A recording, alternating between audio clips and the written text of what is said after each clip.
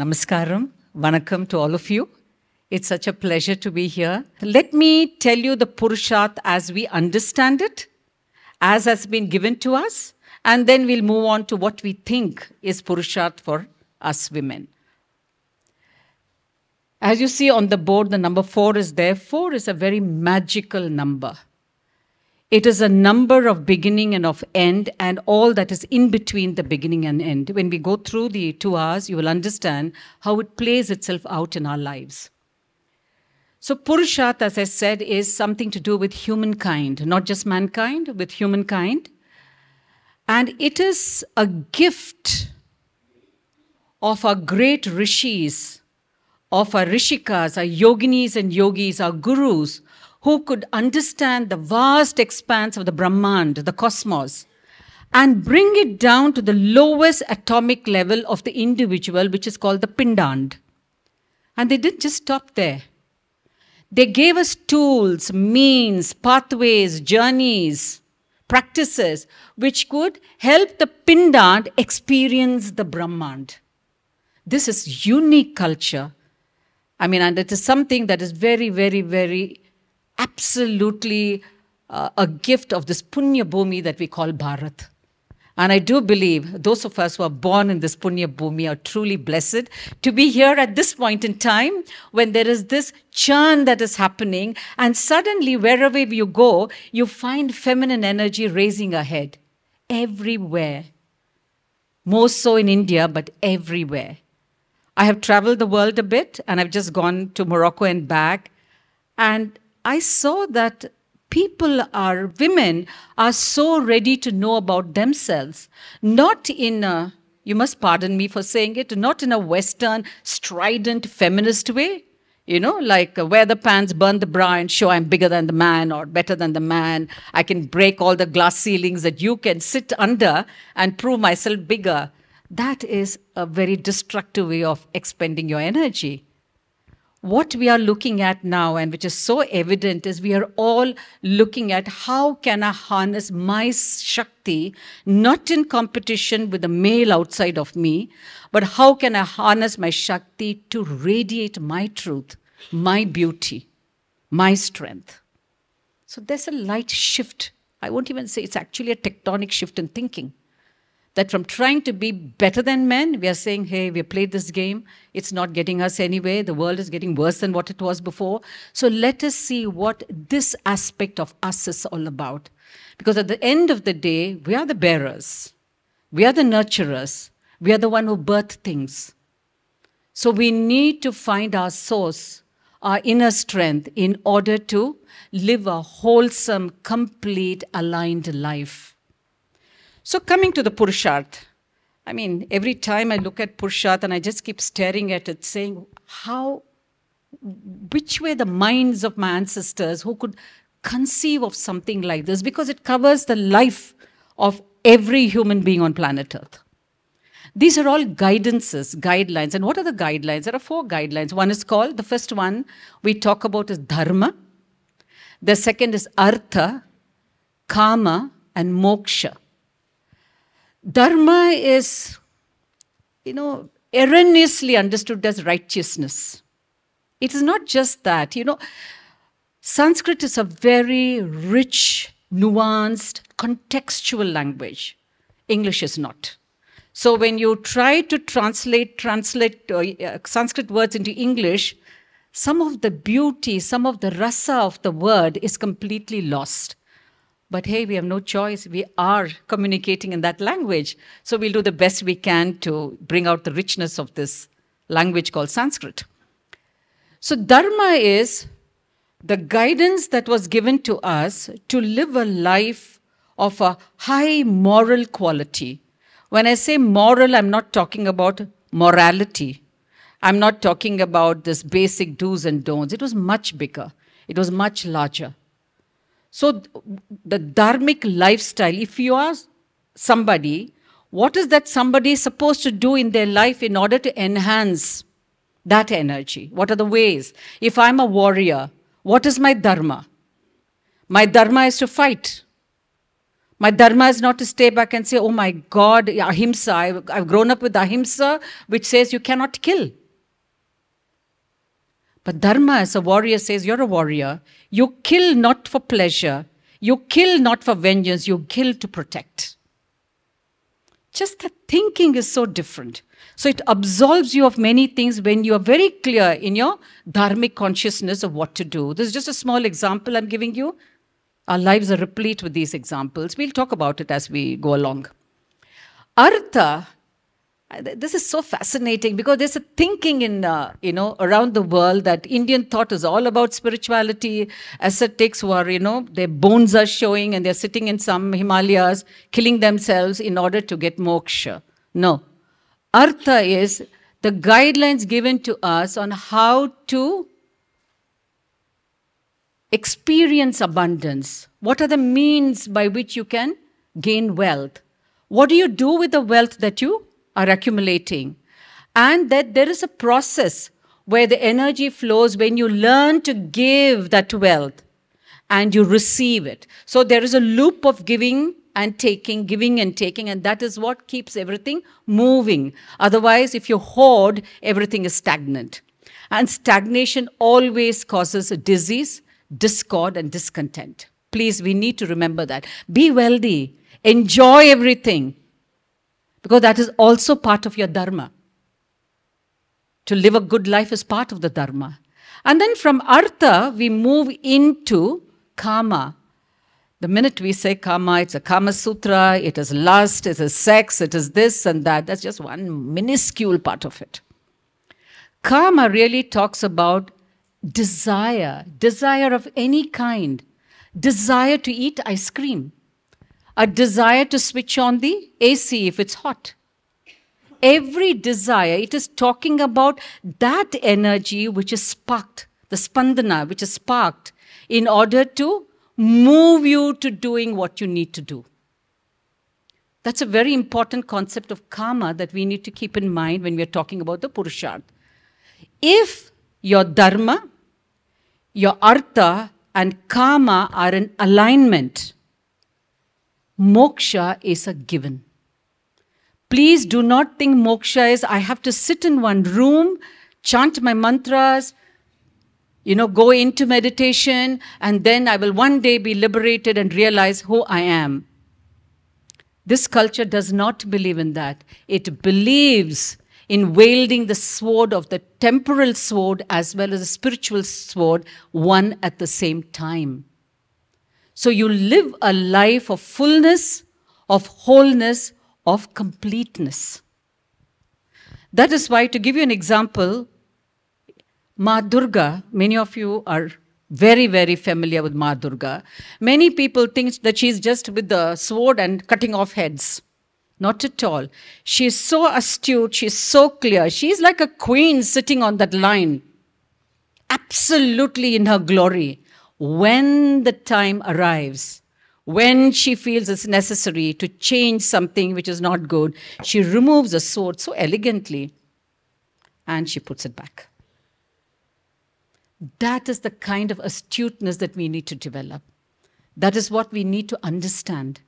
That in this culture, we did not believe one or the other. It was always and together. So you lived a good life, but everything at every given point in time was yoked to the spiritual. If I got up in the morning, my first act of waking up would be to connect to a prayer. I will look at my hand and I will say, Om Karagre Vasate Lakshmihi Karamulye Saraswati Karamadye Tu Govindaha Prabhate Karadarshanam. The first act of mine is connected to something that is higher than me. And what does the simple prayer say? It says, Mahalakshmi, Saraswati and Vishnu, Narayana are all in my hands. What does that mean? It's not they are sitting in your hands. These energies of abundance, of knowledge, of activity are within me. So I'm reminding myself every day, it is my responsibility to allow these energy to express themselves in my daily life. So I get up in the morning with this thought, I am responsible for scripting my story. I am responsible for the way my life will play out. I am responsible for everything, but I have the help of something higher than me. And that's such a beautiful feeling. As a psychologist, I understand how important it is for us to have something bigger than ourselves where we know, okay, if I reach out to it, I will get my guidance. I will be taken care of. There is somebody's back. And that back is divine. It doesn't have to be a human back. So that is the way you're getting up in the morning. And the cultural thing is, please remember, your temporal and your spiritual will walk hand in hand. They both must come together, right? And then moksha. I mean, it's a subject which most yoga teachers have, and we're always talking about it, and it's about how does one get moksha. So what really is moksha? Anybody can answer, anybody here. What is your understanding of moksha? So liberation from the cycle of birth and death. You attain the divine, okay. You merge with the divine. So are you saying that surrender is moksha? Surrendering to the divine is moksha? Freedom from pain and suffering. Okay, theek hai. Thank you all for your contributions. In the moksha idea, all these elements are there. But the understanding is that moksha is that which will release you from the gravitational pull of being a human, of being caught in artha, kama, and dharma. A point arises in your life where your vairagya, your sense of detachment, when I say detachment, it does not mean coldness. It does not mean that, I don't care about anything anymore. No, it just means understanding that I'm just a player here playing my part. I'm just a patra through which the divine energy is flowing. There is no I anymore. There is no I as Uma or Nilima or any of you here doing something. That understanding, that surrender to that higher understanding liberates you. You will carry on doing everything. But the quality of your doing and your response to that doing will be something totally different. And the minute you are liberated from that kind of a gravitational pull of being human, a regular human, what happens is then you move out of the cycle of karma. I do not know about birth and death because, it is not that, moksha happens and everything is over, because you do have a choice. You do have a choice, I'm told, to get back. You do have a choice to do many things. So that's another topic for discussion. Yes. So to understand what you just said, moksha would be to get clear of doership and therefore not accumulate karma. Because when you think you're the doer, the karma sticks to you of the act. Yes. So moksha is to be clear of doership. Absolutely. Okay. So that is that she's put it in a very precise way. That is the understanding of I'm just a patra. I'm the vessel through which the divine, I have no attachment to what is happening in me or through me. So that is surrender. Not falling at Devi's feet and touching and say, Ma, I've surrendered to you. As long as I am surrendering, I am still there. Right? So moksha is that. And moksha can happen at any point in time. You don't have to wait to be 70 to attain liberation. If you have understood that principle and you live that, you embody it, you are living a life completely liberated. You will carry on with your dharma, artha, kama, but absolutely without any attachment to the doership. Right? So that is moksha. Now, before we go a little further, I think there are some papers with you. 4 papers are there.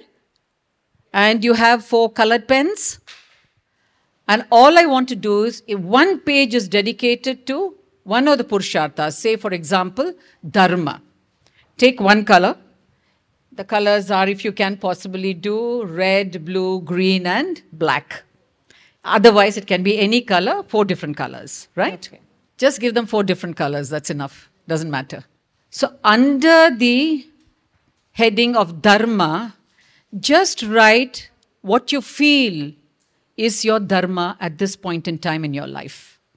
One page, one color, write dharma. Where are you at this point in time in your life and what is your dharma? The next page will be artha. Artha, are you in a space of abundance? And bringing it down to very, very mundane level. How is your feeling towards money? Are you making enough? Are you able to give? Are you able to receive? So please write that down in artha. Kama, what are your desires? 4 desires of yours which you feel are extremely important to you. Write them down and also write down whether these desires are being fulfilled, have been fulfilled or are being fulfilled. And moksha. How are you feeling right now in your space? Are you feeling crushed? Are you feeling liberated and expansive? Are you feeling very tight about life? What is your feeling right now? What are you feeling with your artha, kama and dharma? What are you feeling right now? One of the ways in which women learn is to imbibe all these great knowledges into their bodies. For a woman, the body is her everything. She stores memory, she stores emotions, she learns to listen to her intuition, she takes the wisdom of her being, and everything is through her body. That's why she's called Prakriti, she's nature herself. And here I would like to tell you a little story, because one of the ways in which women kept the wisdom of their ancestors and passed it on from generation to generation was through storytelling. How many of you are familiar when you were young children that at night somebody would come and tell you a story? It could be your mother, it could be your father, or it could be a collective. We're all sitting together having food, somebody's telling you a story and giving you the food in your hand and you're eating and you're listening and saying, just in awe, your mouth is wide open, it's not crunching the food. How many of you have that memory? That's beautiful, wonderful, right. So these stories, why were these stories told? Stories were told because, of course, they are delightful. It's so joyful to listen to stories. 2, many of the truths of your community, of your culture, was coded and embedded in those stories. Many stories that we tell our children and which our parents told us had layers and layers of multiple meanings in them. So when we were children and when we heard the story, it was all about imagination. All the characters coming to life, and then the fights, and then the forest and the sky and the birds and I don't know what, everything coming to life. But as we grew up, that part of it kind of recedes, and then you start seeing, what is it that the story is telling me? How does it teach me? What is it saying about my life and therefore the lives of others? So storytelling should never stop. I go around India and with these Shakti circles, little circles of women who come together to discuss, they want so deeply to revive some of the great traditions of ours. And always I find storytelling is stopping. We are not telling stories anymore. We are giving children a book to read. And the most tragic is giving them a Kindle or the phone and asking them to watch the stories as cartoons or whatever. So why is storytelling important, apart from the other reasons that I gave you, that it carries the cultural heritage, it teaches so many things, and it kind of binds and brings people together. There's another very, very important reason, and that is why women told stories. Just give it a thought. Why do you think we gathered in groups, circles, with children, with ourselves, the wise one in the community telling us stories? To share the wisdom, a little bit more fundamental than that. Okay, so there is a connect, there's a contact in that communication, yeah? A very, very warm contact that is happening, okay? Relatedness, same thing. Same thing, relatedness, beautiful. One more, which is very, very fundamental to storytelling. Okay, you're getting there. But the fundamental aspect of storytelling, see, when you tell a story and you say it with all the drama and the juice and the rasa of the storytelling, why do you remember? Because, no, the fundamental thing is when you tell a story, a sound is passing from you to the other person. There is a vibration that passes. There is a particular frequency that is released, transferred. So what happens is when you tell a story, everybody is rapt, just listening. The mind is not there. The mind has been dropped. You're just listening, you're just absorbing. So what happens is that frequency, that vibration gets into you without filters. That is why when you hear a very bombastic, frightening story at night, you are scared for the rest of the night to sleep. Not because you remember it. It's not you're remembering the storytelling. You are experiencing what you felt when the story was being told. What was communicated beyond the words. So stories were carried in the body. And they were transmitted to generations. This is how we learnt in our culture. You think the Vedas and the Upanishads could be held in our heads? Such amazing tomes. Your head will burst if you try to remember. So how was it learned? It was learnt by repeating the mantra, and very, very spashtam, you can't go wrong. Because the ancestors understood, if a particular vibration went wrong, it will create a different sensation in the body. And when I reproduce that sound, I will be causing more harm than good, because the whole thing would have changed. So one of the fundamental reasons for telling stories is to create the body, because your body is more than 80% water. Water holds memory. All of you know that. Yeah, and our culture knew it beautifully. That's why our temples are on the banks of the river, constantly chanting mantras. And this is the reason why we say our rivers are sacred.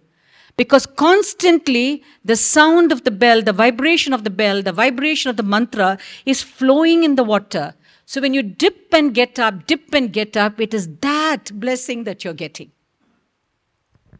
And because your body is 80% water, 75% water, whatever, what is happening is the frequency and the vibrations are creating crystals of a particular nature inside you.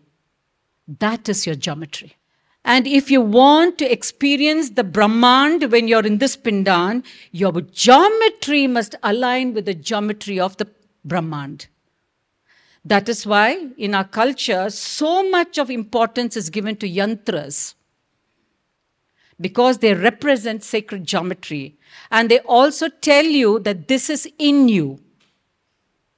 It is not outside of you. It is in you. You need to do things in order to get that pattern inside you. The minute you get that pattern inside you, you start radiating that vibration and frequency. And because that is at the highest level, you are operating at that level while you're still living in your body. So moksha is not something that comes at death, or you've attained samadhi and you have no use to the world anymore. In a sense, I'm talking about in a very transactional, social sense. Otherwise, if you're in samadhi, you are doing something great for the world otherwise, at a different dimension altogether. So we need to understand why it is so important to tell stories. So in this place of dharma, artha, kama and moksha, where would you put storytelling? So please, those of you who are still in a position to tell stories to your children or your grandchildren, read it out to them. And actually, children are not interested in your reading. Just tell a story of your childhood. Just say, oh, when grandma was, your age, this happened, that happened, and you just watch what happens to them. That's enough. 15 minutes of your time. And when they go to sleep, because when they go to sleep, the mind is shutting down. So when the mind is shutting down, they're just taking what you say. So it's extremely important. You have to be so careful at the time of their sleep, how they go to sleep. It's for us also. You know, if you're watching Netflix and some dramatic dramas going on and some relationship chaos is going on there, and we go to sleep with that. What's happening inside our body? We have taken that in. And in the morning we get up and we are so, grumpy and nasty and we're wondering, what's happened to me? You put that inside. So women, because we are nurturers and we are givers, and we birth things, not just a baby, we birth so many things, and we are the creative energy, we need to be very, very conscious of what we are doing. Right now, all our consciousness, all our energy is going into bettering ourselves than men. Men are there, let them be there. We are women. We are Shaktis. Where is the comparison? When are we going to use our energy to dip inside and find out who we are? And then radiate that truth, declare it from the world, the rooftop. And how do you declare it from the rooftop? You dance, you sing, you come together in community, you celebrate by cooking. You are in your Shakti. And when you start doing that, what happens is your Dharma, Artha and Kama gets imbued with 2-3 qualities which are very essentially women. And those qualities are, there's a word in Sanskrit called Muddita. Muddita means delight. You delight in everything you do. Nothing is one chore or, oh my God, I have to do it. No, you delight in it.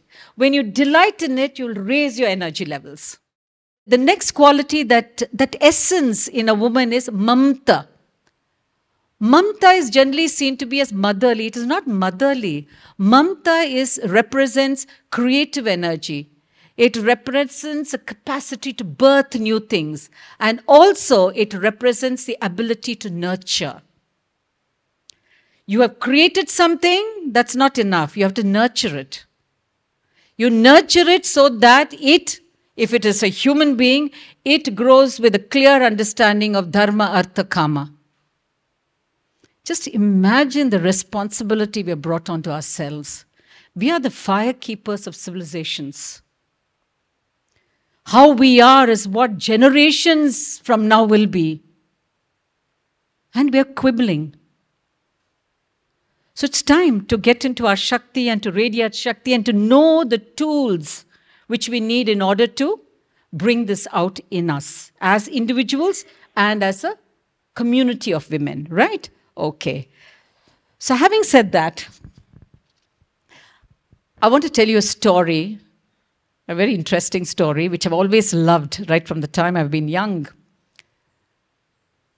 It is said that if there is too much of knowledge seeking, that you're all the time listening to lectures, reading books, watching some high-funder YouTuber, giving gyan on something, etc., etc., you start loading your cerebral space. And cerebral space is connected to the air energy. Your nervous system is connected to the air energy, Vayu. So what happens is after a point, your mind, your physical organ cannot take it anymore. So you'll end up with all kinds of problems. You may have migraine headaches, you may have brain fog, whatever. That is one way of learning. Another way of learning is the so-called surrender, where you're not even thinking whatever is being told to you do because you think that is surrender. Even when a voice inside you is telling you, no, don't do it, you crush that voice and you say, no, I need to be in the attitude of surrender. That is the emotional part of you, where you don't think, you just go with the flow of the emotion. Okay? So in our culture, like I told you, we have these great rivers of India. All rivers are sacred to us. Every single river, because it is giving, it is nurturing. It is keeping us alive by what it's giving to us. But among all these rivers, we have the Ganga, we have the Yamuna. We're going to talk about both of them. And one more. So Ganga, if you notice, she sits on Shiva's head. She has nicely plonked herself there. And from there, she is just letting out whatever she wants from the top of his head. No one else apart from Shiva can handle her. That is her energy. So it is said she is beloved to the jnanis, to seekers who use their mind to understand Brahman, who go with the idea of asking questions and coming to a time when there are no more questions to be asked. You cannot ask any more question. It's a very tough space. It is like, going to a destination in a train where all the windows are closed. You reach the destination, but so dry, Just imagine you're not able to look at the scenery or there's nobody to talk to. You're just going. So that is the space of Ganga. Yamuna, on the other hand, she's all heart. She's Salilam, just wrapping herself around Krishna's feet. And she just, anything and everything Krishna does, that's it for her. Emotion also has its limitation. Surrender is not losing your head and just giving into everything. That's not surrender, okay? So that is one stream. Now, neither this can get you to moksha, nor this can get you to moksha while you're in this body. What can get you to moksha? When both Ganga and Yamuna come together at the Triveni point, Saraswati rises. Saraswati reveals herself. In Allahabad, you have Ganga, you have Yamuna meeting, and then in that Triveni Sangam, where they all meet together, Saraswati arises. She's wisdom. And Saraswati has both the Vedas and the Veena in her hand. She has science and she has the arts. She has the head and the heart. And what does that mean? Wisdom consciousness arises.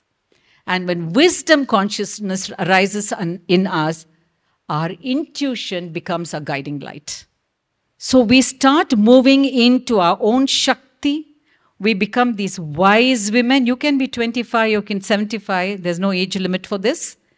And the wisdom is what becomes a guiding light. So the learning from here is, don't go just with your head at everything. Don't just be heart. Move into the mind of your heart when you're doing something. There is a mind and there's a heart. And then there is this beautiful quality called the mind of the heart, where you operate with awareness, not with intelligence. Intelligence after some time can give you a headache. When with deep awareness, you operate in every aspect of your life, whether it's dharma, artha, kama, whatever. And that is very, very unique to women because of our biology. We'll come to that. Any questions here? You said Saraswati is wisdom consciousness. So morning session, we were exploring a four aspect of the mother, and Maheshwari is the wisdom consciousness. So from that point of view, how would you say Saraswati being the wisdom consciousness, although it makes such a perfect resonance? So I'm just wanting to hear you more on it. Okay. You're talking about Maheshwari, right? Parvati Ma is the wisdom consciousness that is the consciousness of where you attain moksha. It is not the consciousness of the wisdom that you need to run your life. She is the consciousness of wisdom that comes with deep tapas and upasana. It is at a different level altogether. If Saraswati is here guiding us with her wisdom, Parvati goes one dimension higher. The same energy, the frequency and the vibration move into the next dimension. That is why she's with Maheshwara. And that is why Saraswati was with Brahma and then she decides to move. We'll come to that story later to understand why these stories are important. So this is how you see Maheshwari. She's the ultimate. She is the dream of all women seekers, all yoginis. For them, she is their cult figure. Because she shows through her example, having been such a pampered, rich princess, she left everything to go into tapas to attain what she needed, giving us the example that we can be there too. And that wisdom is at a higher level altogether. So I would see it more as, it's ridiculous to say the word gradation, just that a different dimension. Saraswati would be more worldly, Maheshwari would be, yes. One way, the difference is wisdom at the level of Maheshwari and then knowledge for the work at the level of Saraswati. Excellent. Absolutely. So it's more worldly. Saraswati is more worldly and Maheshwari is more into the spiritual realm. But you have to use your body and mind to reach there. It's not that it's something just which drops from heaven.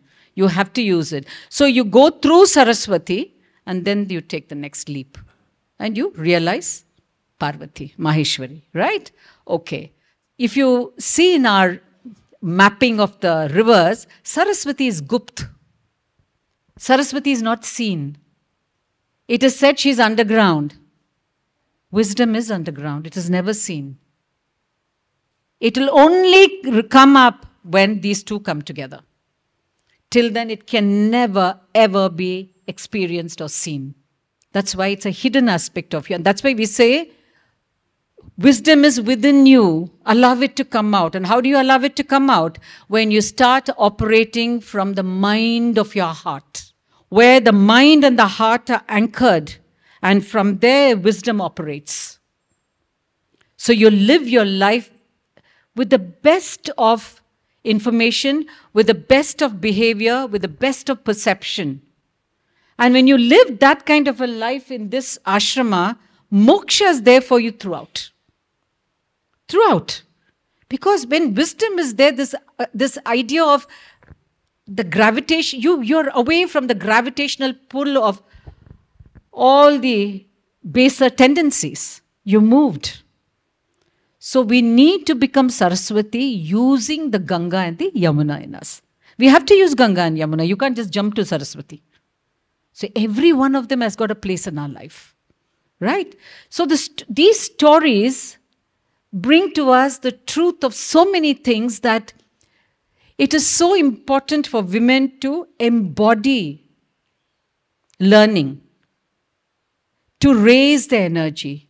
One is that. Another way of raising energy is something that I'm finding we are just losing completely. And it's very tragic, especially on a daily basis. How do you think this is the other way you raise your energy on a daily basis? On a daily basis. Very, very simple. No, that's here. I'm talking about the body.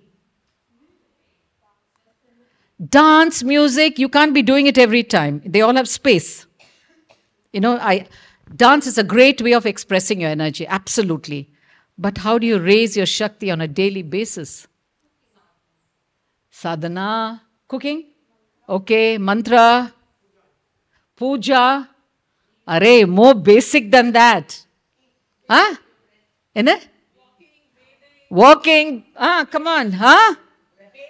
Aur. Alankar. Alankar is one of the best ways of keeping your energy high, so that you radiate and operate from a different consciousness. That is why in our culture, not because we were greedy or we wanted to show off our wealth, we wore gold. The upper body had gold and the lower body would have silver. Why? One is the sun and moon energy is represented in your body. And from a yogic perspective, transmissions. The gold holds energy. So that is why when you go to temple, many of us remember when we were young, when we used to go to temple, our mother or aunt or somebody will say, wear everything and go. Wear your pattu pavada, what is that? Silk skirt and go. Wear your chain, what you're going without anything in your neck, your bangles, your earrings. Wear all that and go. Why? Because the temple is a space of high energy.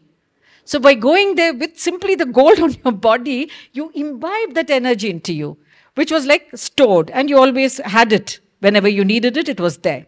Silver we used from hip down. Generally, except for royalty, nobody wears gold below their hip. There's a very profound, I don't know why royalty do it, because they think they're connected to the divine. That's besides the point. But from our perspective, the reason why we use silver, like we have our anklets, we have our methi, sometimes we have for children, we wear the silver, I don't know what it's called. It's like a waistband, yeah, like that.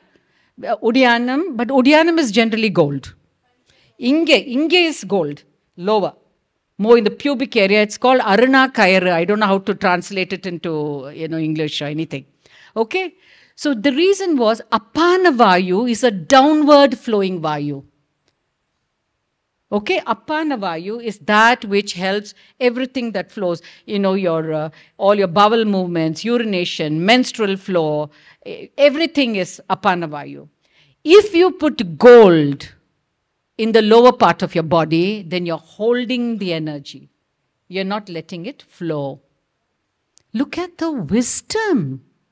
I mean, come on. You had to know the metal. You had to know the energy aspects of life. You had to know that if you put it here, it will not flow down. If you put it there, it will flow up. What a culture. And we are not using it anymore. And also, when you do alankar, just like you do alankar for the divine energy in temples or your puja room, when you do alankar, that essence, remember we said buddhita, delight, of pleasure, of oneself. Nobody has to tell you you're looking beautiful. You're not waiting with a begging bowl or will somebody tell me I'm looking nice? Will that man tell me? Will this woman tell me? No. You're just looking at yourself in the mirror and saying, wow. Wow. That energy, that wow, can really lift your energy up. So please, when you people go back home, pull out all that which you're pushed into your bank safes or wherever it is. Don't want to go out because people will pull it off. Wear it at home. 15 minutes, just sit in the front of the mirror and just feel like a queen. The reason that happens is during that twilight time, the dusk, whatever you do during the twilight time gets embedded in your muscle memory. Therefore, in the twilight time, since I'm assuming you're from Tamil Nadu, if alankar, puja, going to the temple, chanting, all that was encouraged during the twilight time, so that your energy would be raised. Because anything you did at that time would affect your energy very deeply. That is why it is said when, even now I hear mothers saying, why can't you get up from front of the TV? Time is 6 o'clock. Go wash your face. Do something. Because they may not know the reason, but they remember that this is what they were told and there must be some reason to it. They have not asked. Therefore, the children do not listen because they don't know the answer. But the answer is that at that time, that dusk and dawn, 2 times, that is filled with potential energy. So why waste it? Use it well. Use it wisely. If your Saraswati is alive, you won't even ask these questions. Yeah. Maybe the Ganga is sitting on their head and saying, why should I do it? What nonsense. So it's very, very important that you do these 2 things. One is storytelling and another one is alankar. So I do understand the context what you're saying, but I also genuinely coming from a space of what's an alternative to it. Okay. Because it's been quite some time I don't wear it. And for me now it's uncomfortable to wear anything that's gold or this. This also has taken some time. But it's also because it came as an instruction in this. So I'm not coming from I understand. but I'm coming from there may be a time when this is all needed. And I understand its role and importance. I've gone through it. But I also understand that this does not appeal to me anymore. Yeah. What's an alternative to it if I still want to be able to live So this is not the answer I'm giving you. This has been given by our ancestors because they met many women like you asked these questions. Okay? So what was the answer they gave? They said, okay, if you don't want to wear all this and you're feeling uncomfortable, learn marma therapy. Learn marma therapy because you will start activating all the points in your body which will...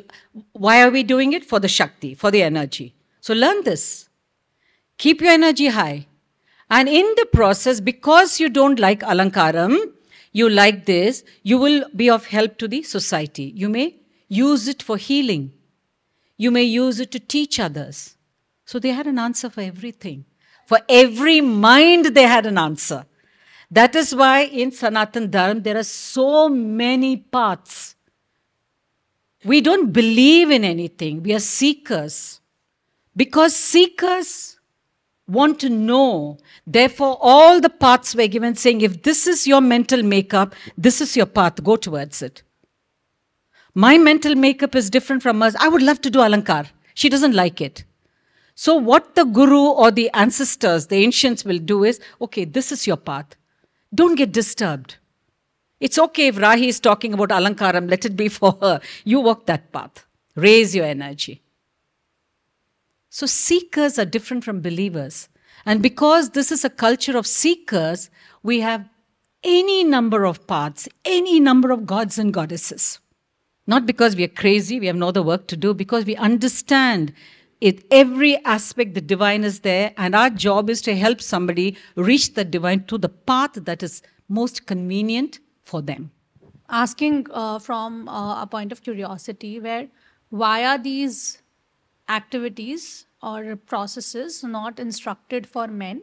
Or is there an alternative process through which they channelize the same energy? Okay. Firstly, the premise that is not given to men is not the correct premise. Everything was given to men. If you look at our culture, just go back a few hundred years, men would wear wonderful anklets. They had the bajuband. They had the udiyanam. They had the tilak. Yeah? They had beautiful kundalams. They wore everything. Then came invasions, different thoughts, different ideas. And when you're subjugated for 1,000 years, it is very difficult to go back to this. But it was there. It is very much there. And if we can, like I told you, women have that sense of mamta in them. If we can birth this in men, then the Shakti has risen. Do it. Tell the friends. Don't you see guys now having kadkans? I mean, what were that, earrings? Yeah, but so you need to say why. Why kadkan here? Why not here? Because there's a marma point here which activates some vayu inside. Everything, why here? Why this side? Why that side? Not here and all. Okay, that and all is crazy. So everything had a science behind it. And talking about science, many times women said that, oh, they have no scientific temper. Arts and humanities are fine for them, as if arts and humanities some low-lying thing not worthy of recognition. Please understand, in this culture, the person who was seen as whole, complete, and filled with his or her energy was somebody who knew the 64 kalas and the 14 vidyas.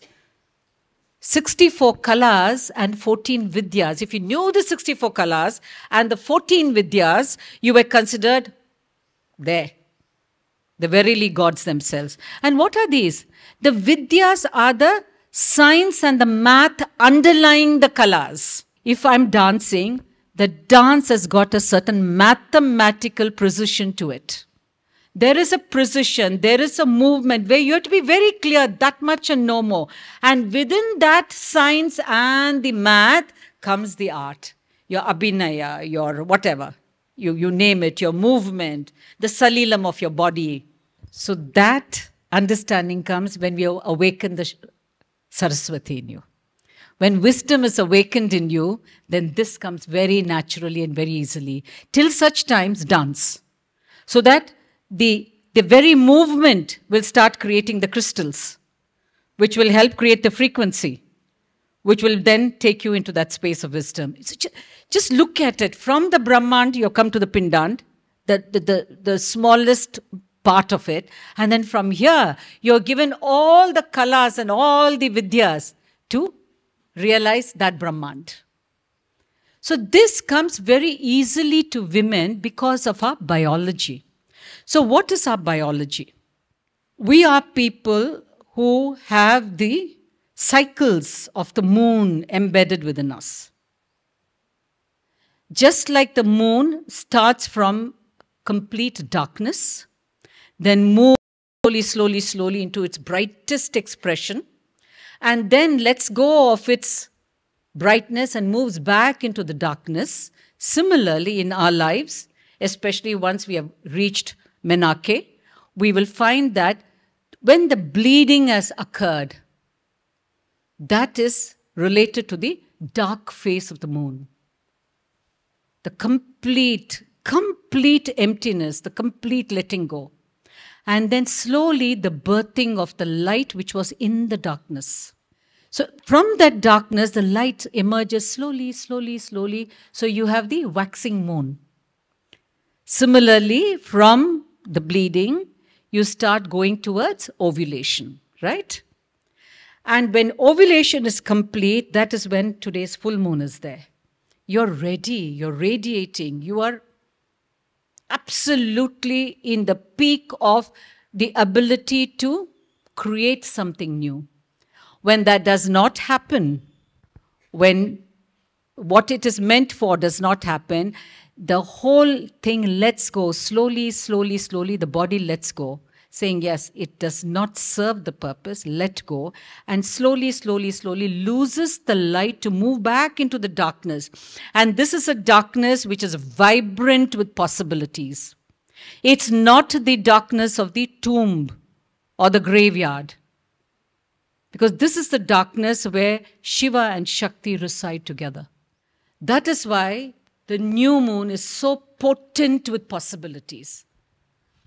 Today, we have moved very much away from this cycle. In earlier days, women used to bleed along with the new moon. And they would ovulate with the full moon. And then they'll go back into their bleeding as a group, not as individuals. Now, we are not in sync. So we are going through a whole lot of problems in our body. So our biology is so much nature, not even part of nature. Our biology is nature. If you're able to align that, the movement of a body with the movement of the moon, and take it into the further movements of the seasons, and then the cycle of the cosmos, we create a great space for ourselves where we can easily move from the Pindan into the Brahman, and from the Brahman into the Pindan with great ease. Today our mind is not even allowing us to accept the possibility, because we don't have stories anymore telling us that we can do it. Who is talking to you about the Rishikas? Who is telling you stories about the yoginis? Some yogini, I heard some Chauncet yogini temple, a little scary, I heard some, things like that happen. It's come down to that. And we can't blame patriarchy for this. Please, let's stop this nonsense. We have to lift ourselves up and, take our heritage back. It's our birthright as women.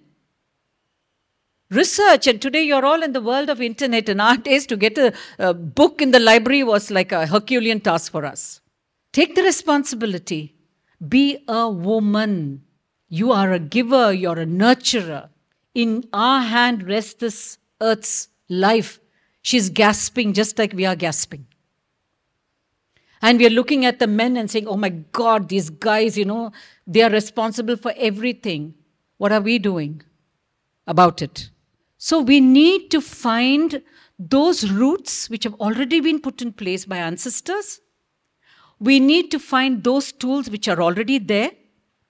We need to find those stories which have already been told and are continuing to be told. We need to find and create and find communities which will enrich us, which will raise our consciousness. And when the consciousness is raised, your Shakti becomes so available to you. So that is the sankalpa that needs to be taken. It's a covenant that you have with yourself and your divinity. So to be a woman is the crowning glory of the divine. Don't waste it. Yeah, we spoke about the Purusharthas, and then we are coming to the ashrama. This is one of the most brilliant plans ever made for humanity to understand our journey from the time we are born till the time we die. I mean, you can't get more precise in one sense or more expansive in one sense than this thing that has been given to us by our ancestors. I'm so proud. Please forgive me my pride. I am so proud that we have something like this with us. And today we can talk about it, we can share it with others, and also remind ourselves we belong to this land, this Punya Bhumi that's Bharat. And our heritage is Sanatan Dharma. It was there everywhere. All indigenous cultures of the world practiced it. And surprisingly, we still have it in spite of everything that has been done to us. So going to the ashramas. Ashram, when you say ashram, it's a dwelling place, right? But not a physical place like a hut or some guru staying and you're going. That's a very basic way of understanding. Ashram is the dwelling place of that particular phase of your life. So our life is divided into 4 phases. Till the age of 7, nothing is told to us. Because till 7, we consider children as divine beings. So you don't teach the divine anything. You just exult in looking at it. You just enjoy it. You just feel grateful that it came into your life. So the first 7 years of your life, don't put it into play school, kindergarten, swimming school, this school, that school, everything to make it into some great human being later on. It will not happen. You just give it space to grow, just to be. First 7 years. In India, at the 7th year, we put children into school. We did something called Vidyarambam, where we would take them to a temple where Ma Saraswati is there. And on the rise, they will sit on the grandfather's lap or grandmother or mother, and they will write on the rise the first alphabet, A. They will write that. Again, something so mundane like learning, writing, and you're yoked it to the divine. So the temporal and the spiritual going hand in hand in everything we do. So brahmacharya, the word brahmacharya, I always come across this, I won't say erroneous understanding, a very, very poor understanding of this word as celibacy. Brahmacharya means celibacy. I mean, you can't indulge in sex. Hello.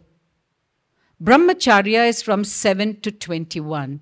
I'm talking about the traditional understanding. Brahma Acharya means the one who's involved in the study of the Brahman. Charya means, in a sense, research, looking into something, learning something. So Brahmacharya was the time of your student days, when you focused on nothing else but in learning, whatever the learning is. So your student days, your dharma was to learn, to be curious, to explore, to know. From brahmacharya, after the age of 21, you moved into the next phase of your life called grihastha. Gruha means home. It means creating a home. It means gruha means home. So that would mean necessarily marriage. I mean, those days there were no, living in partners, etc., because it was held very sacred because of society. Because by living and getting married, you not only worked with each other at a relationship level, you also worked with a little community and the larger community. And you gave to the society. So this idea of I, me, mine, my individual space, I need to grow, I can't handle this, it just didn't work there.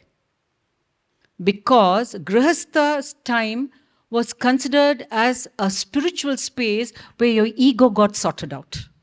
I think all of us can attest to that. Your ego and your relationships were the ones which told you what is the quality of life that you're leading. So Grihastha was a time where you evolved as an individual, as a couple, as a family member, where you did everything that the society needed, where both were necessary. If a yagya was to be conducted, Ardhangani, the woman had to be there. The man was conducting. Without the woman, it cannot be accepted. So our presence was the silent Devi presence.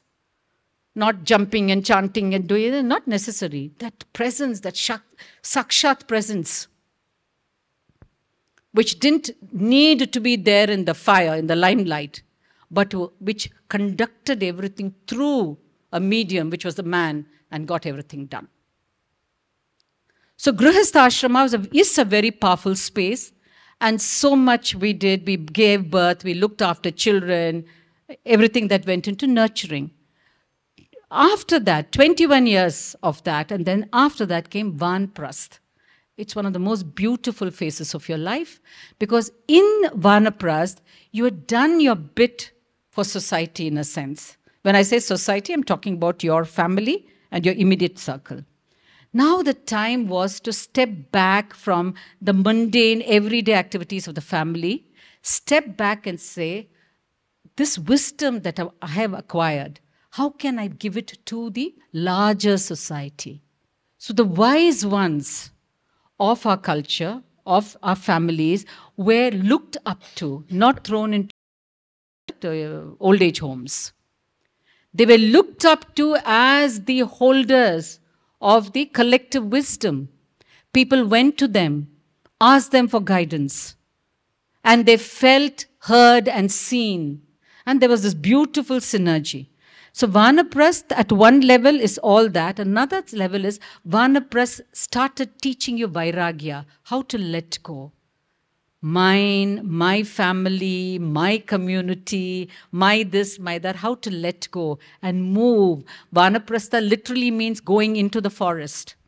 Why going into the forest? Because these kind of distractions are not there. You have more time to be with yourself. So Vanaprastha is one of the most powerful part of a human life which needs to be recognized, which needs to be honored. Right now, that's not happening, okay? That's just, I won't say everywhere, mostly it's not happening. At least in the urban, modern culture, it is not happening. And then comes the stage of sannyas. Sannyas is not going into the mountains and sitting there and, being the ascetic and chanting. That could be one aspect of sannyas for some people. Like I said, in this culture, we give you any number of paths. So please go if you want to. But sannyas is that attitude you develop of complete vairagya, detachment from everything, including what is nothing troubles you. You are there in your essence, radiating the highest vibratory truth, so that vibratory truth will help everybody around. Physically, you don't do anything.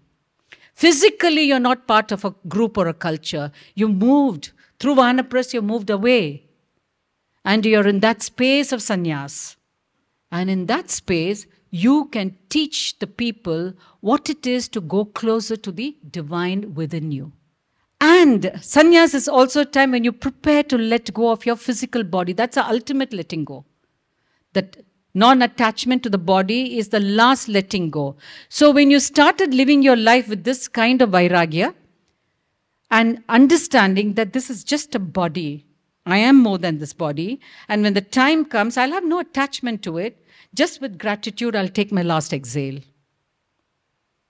So what are you doing? You're creating vasanas from the samskara. That vasana will carry you into the next life. That is why, I don't know how many of you have people who are older who, as they're growing older, suddenly they will start doing japa, they will go to the temple, they will be in mauna, they will be doing so many things. And if you ask them, why suddenly you're doing all this? No, I want my next birth to be a good birth. Because the truth, they will not be able to explain to you. If you ask, what are you talking? It doesn't make sense. They will not be able to explain to you. If I lived that kind of life in my last years, I am creating the conditions in my body. The body I'm leaving as a mass here also will radiate that truth if I'm going to be buried. Otherwise, I'm ash. So what am I going to take with me? My vasanas. Because vasana is nothing but a magnetic field that you create while you're in this body. And that magnetic field is there. That cannot be destroyed. And that is the journey of your individual soul. How is this magnetic field going to expand or contract? That is the journey of the soul. So it is important to understand sannyas is the time when you're letting go of so much and at the same time creating samskaras which will help in the vasana for the next evolution of your soul. Right? So if you notice this, both as Purushartha will be here. and then your ashrama will come here. Then your physical body comes here. I'm talking especially to the women, and men can please listen, because this also, we are very much part of your lives. So if we follow artha, dharma and kama in our bodies, in its true sense, then the magnetic energy, the vibratory energy will come together in alignment, so that you can live at every stage of your life with ease, with joy, with energy. And you will just radiate that truth. You don't have to open your mouth. You'll just radiate that truth. There are many people you see in life, you just want to stand next to them. You don't know what for. You just look at them and you just want to stand, because they are radiating that kind of sacred geometry in them, which is just flowing. Women have a great chance of getting there. So do what you need to do. Raise your consciousness. Live your life with mudita, with mamta, with maitreyi. Maitreyi is friendliness. I don't know whether I spoke about that. Maitreyi is friendliness. Being unconditionally loving to yourself. Who is your friend? Somebody who accepts you for who you are. You don't have to put a mask in front of her. She knows everything about you. And in spite of knowing everything about you, she says, you're my friend. I love you in my life. So if you could use that essence of Maitreyi to yourself and to everything around you and everyone around you, then you will create a community of people, not just women, of people who will be able to then take this forward higher and deeper. So women have great responsibility, but it's a responsibility of great joy. It's a responsibility of great Shakti. Ma Saraswati, Ma Lakshmi, Maheshwari and Ma Kali, they're all archetypal lessons for us. They are symbols. They are divine, there's no doubt. The energy is there, you can aspire to it. From Ma Saraswati, you learn boundary, how to draw boundaries. There are enough stories. If I get the time, I will tell you all. From Ma Mahalakshmi, you learn that unless you do your sadhana, you work on yourself and remove the muck that is covering your inner beauty and your inner glow, no Amrit is going to come out. No Mahalakshmi is going to come out. From Maheshwari, you learn silence. You learn the gift of Shakti in silence. Because she was so silent and there was no her when she was with Shiva, we were given the Vijnana Bhairav Tantra came to us. Because Shiva tells her, Devi, I cannot speak this to another. I can only speak this to myself. And you're so much me that I have no barrier, there's no filter. So we get Vijnana Bhairav Tantra. Because her whole body and her energy just held Shiva's teaching. So from her we learn that when you're silent, when you're in your Shakti, the kind of things that can happen through you for humanity. And from Mahakali you learn when you need to destroy. And I use the word destroy in a very, very positive sense. When you need to destroy a condition that does not serve anything in order to create space for something new and beautiful to be born. That is why she was, in a sense, Rudra's consort. Because everybody sees Rudra and Shiva as, the god of destruction. No, they are not. It is not god of destruction. They are transformative. Unless you destroy, unless there is a catabolic energy in you, anabolic cannot happen. So she teaches you that. She tells you that anything in your life doesn't serve the purpose and it's creating more confusion and chaos. And you're hanging on to it just because it is the done thing, it is expected, etc. She says, no, take out that sword that I've given you, the spiritual sword, and finish it off. But finish it off with vairagya, no attachment to that act. Because if there's attachment to that act, you will create your own karma. So finish it, and once you've finished it, put that sword back. Don't keep rattling it and frightening the hell out of people and then creating some more confusion. So these great goddesses, these Mahavidyas, teach us these things. Boundary laying. Saraswati laid the boundary with Brahma. I don't know how many of you know the story of Pushkar. How many of you know the story of how she laid the boundary? And she said, enough is enough. No?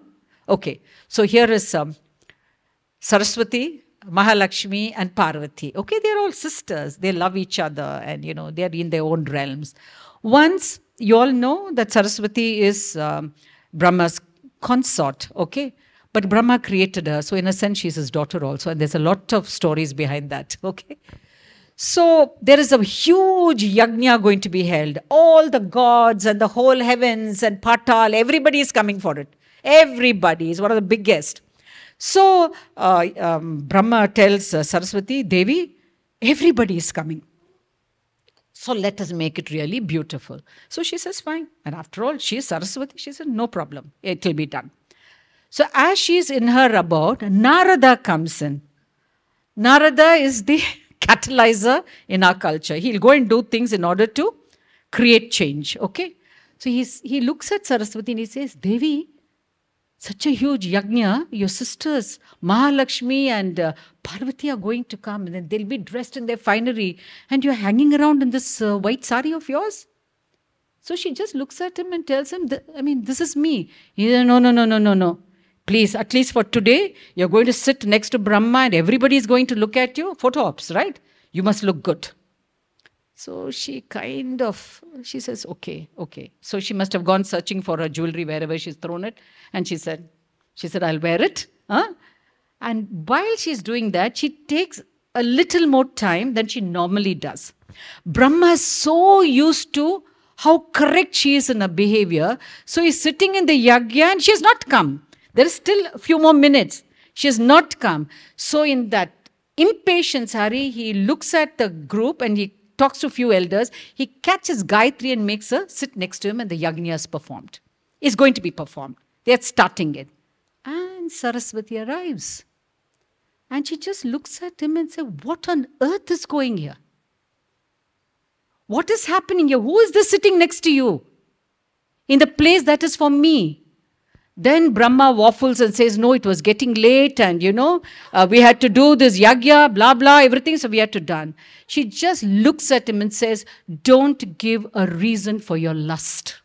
You were in a hurry because you saw Gayatri and Savitri is also sitting there. You caught Gayatri and kept her. You know very well, in all the eons I've lived with you, not once have I created a situation where you had to panic. So she curses him and she says, nobody will worship you. So there are hardly any temples for Brahma. We have about, if I remember right, 5-6 temples.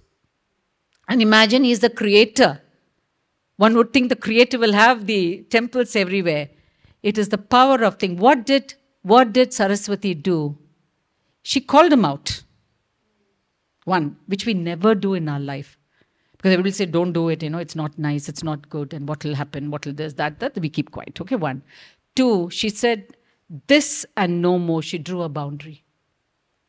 And once she drew a boundary, she lived by that boundary. She didn't vacillate and create chaos, going, coming back, going, coming back. She drew her boundary. And she made it clear, this is me. You want me this way, I will be with you. If you can't honor me in this way, enough. So she taught boundary. And what did Mahalakshmi teach us? I told you sadhana, and a quick story. You all know about the Samudra Manthan, where the Asuras and the Devas are churning, and all kinds of things are coming out.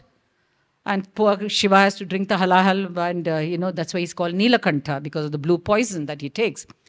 Finally, after all this mug goes, there comes Mahalakshmi with a pot of nectar in her hand. So what is she teaching us? She says you have to work on yourself if you want to bring out your beauty, your amrit. You have to, through sadhana, through your practices, being focused, being determined, being completely consistent and committed to it, remove the muck that you've thrown on this beautiful energy. So when you work with your tapas and with your sadhana, your energy, the beauty of your energy, the radiance of your energy will come. That's a learning we get from Saraswati, Mahalakshmi. Of course, Parvati, it's all about tapas. It's all about that complete, single pointed focus, no distraction. Her Shiva. And that's it. If you want to attain the highest, be absolutely single pointed focus. It goes for your anything in regular life also. Do not be distracted by anything. Just be there. That is Parvati's lesson to all of us women. The four Purusharth for us is this. Saraswati, Mahalakshmi, Parvati and Kali Ma saying, when needed, remove so that things can be rejuvenated and something new can be born.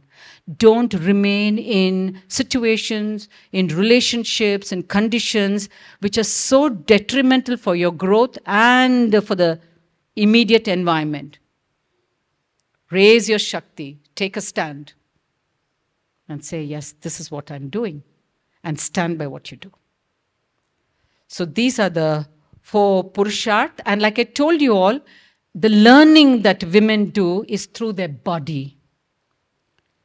The learning is not from here. This is a very small part. It's nothing to do with your intelligence.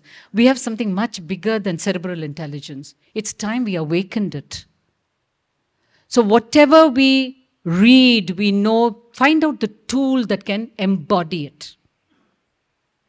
And allow it to become your experience, your truth.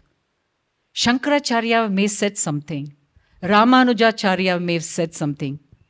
Lopamudra may have said something. They said what was their truth and their experience. It's not ours. They are showing us a way and they're saying, please follow it and experience it yourself. And then talk about it. So we come to the conclusion of this talk with a small embodying of this learning. So if you all are ready, please be in a very comfortable position. You can sit cross-legged on your chair, down. And if you're sitting on the chair, keep your feet flat on the ground. Spine straight. I'm sharing with you all a practice which will make you embody the story of Ganga, Yamuna becoming Saraswati. Okay? Right. Spine relaxed but straight. Allow your breathing to expand as you inhale and let go as you exhale. Now take your awareness into your Anahata Chakra, your heart center.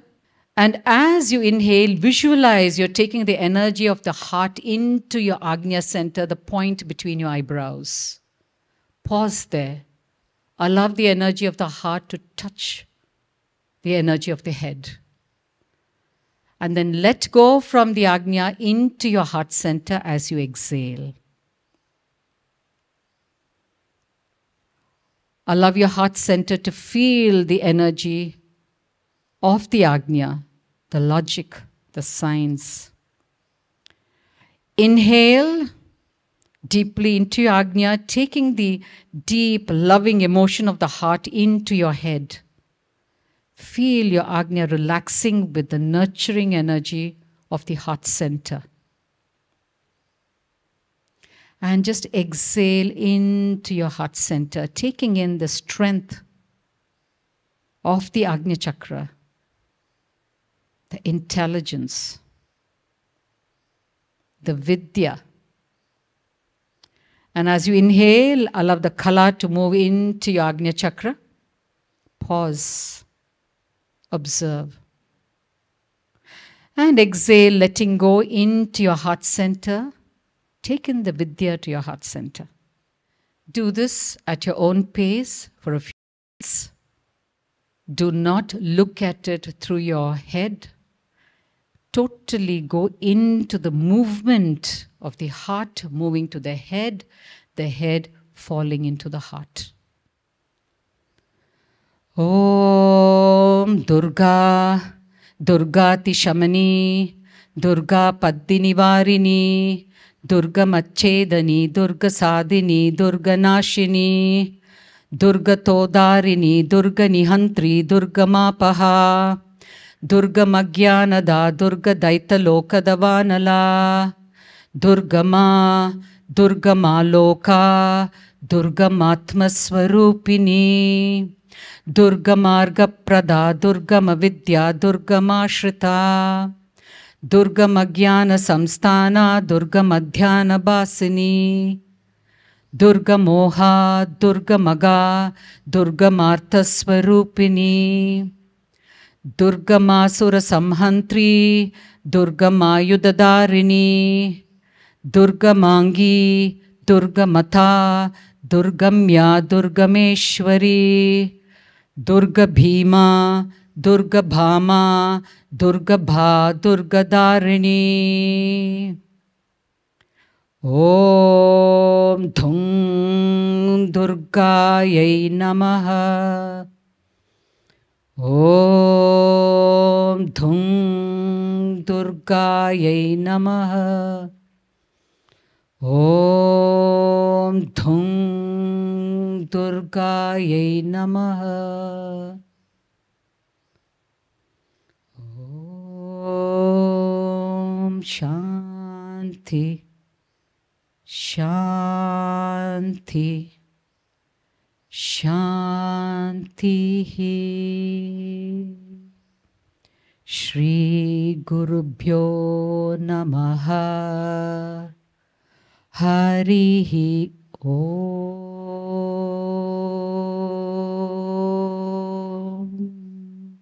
That's it.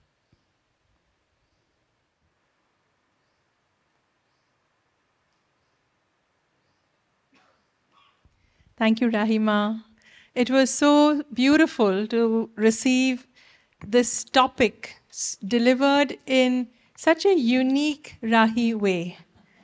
You know, and you live these teachings, this wisdom of this land, your love for this land, your love for Devi is so completely embodied, so integrally.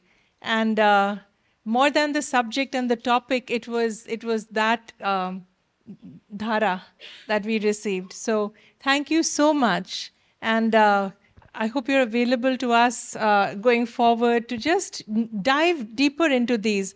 I love that you handle the subject in such a feminine way. It was completely about living it, and therefore not necessarily so much structure and notes and so on, and making it light and playful and easy, and it was so feminine. So thank you, Rahima. Thank you.